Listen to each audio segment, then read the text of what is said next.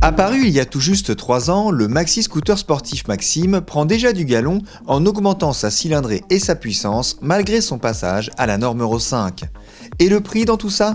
Toujours sous la barre psychologique des 10 000 € et avec une garantie de 5 ans s'il vous plaît.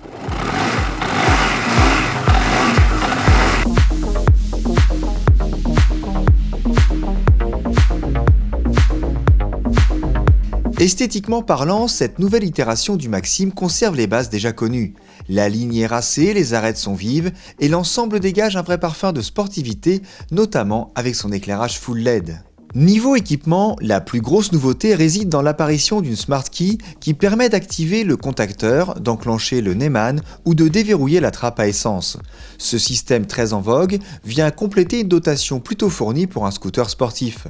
2 boîtes à gants dont l'une dissimule une prise USB, des leviers de frein réglables en écartement, une commande d'appel de phare et une bulle réglable en hauteur sur 2 positions. La selle, pour sa part, se déverrouille automatiquement depuis un bouton poussoir situé à droite du contacteur. Elle dévoile un coffre moquetté et éclairé, capable de recevoir un casque intégral. Enfin, le tableau de bord TFT 4,5 pouces permet de switcher entre différentes ambiances d'affichage et les informations proposées sont particulièrement riches. Dommage d'avoir fait l'impasse sur l'affichage de la température extérieure. Comme son nom l'indique, le TL508 cube désormais 508 cm3 contre 465 auparavant. Ce nouvel alésage permet de passer de 40,8 à 45,5 chevaux et de faire grimper le couple de 42,5 Nm à 49,9 Nm. Le passage à la norme Euro 5, particulièrement gourmand en puissance, se fait donc sans aucune douleur pour le Maxim. En revanche, la transmission finale par chaîne est toujours de la partie. C'est extra pour le côté moto et la réactivité, c'est un peu moins la joie niveau entretien et longévité. Dès la mise en route, le Maxim TL508 nous fait profiter du chant mélodieux de son bicylindre à plat. Un peu en retrait face à la concurrence avec l'ancien moteur, le Maxim 2022 progresse sensiblement à l'accélération.